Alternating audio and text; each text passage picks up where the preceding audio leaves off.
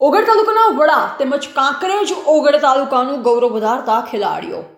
ઓગળ તાલુકાના વડા ખાતે છેલ્લા 4 મહિનાથી આર્ચ ડેવલપમેન્ટ ફાઉન્ડેશન અને વિદ્યારાણી ટ્રસ્ટ દ્વારા સ્પોર્ટ્સ પ્રોજેક્ટ કાર્યરત છે.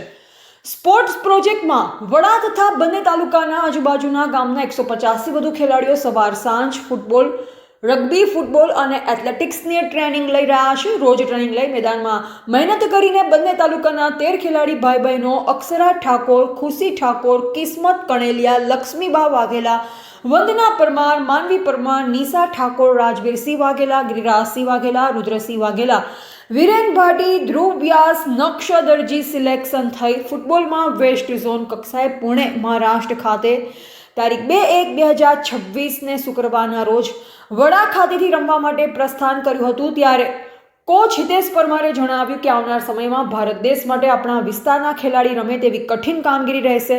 વડા ગામ સરપંચ મોબલસિંહ વાઘેલા, શાળાના આચાર્ય જગદીશભાઈ ગોસ્વામી, સુરાણા શાળાના આચાર્ય રાજુભાઈ જોશી સહિત દરેકે શુભેચ્છા પાઠવી હતી. એવા અલ્પેશ ગોસ્વામી, કાંકરેજ સાથે નેટવર્ક કે પ્રજાપતિ.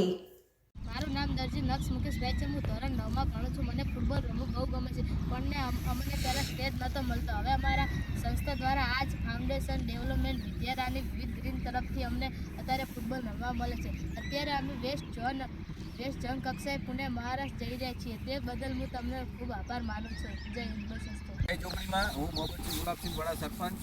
હું આરસી ફાઉન્ડેશન ને પણ ખૂબ આભારી માનું છું, કારણ કે અમારા ગામમાં લગભગ 4 મહિને તેમના દ્વારા હિતેશભાઈ કોચ દ્વારા બાળકોને ટ્રેનિંગ આપતા હતા અને તે બાળકો સિલેક્શન થયા છે.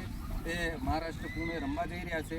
તે બદલ બાળકોને ખૂબ ખૂબ શુભેચ્છા. આગળ પ્રગતિ કરે એવી મા જોગમૈયાને પ્રાર્થના. અસ્તુ ભારત માતા કી જય.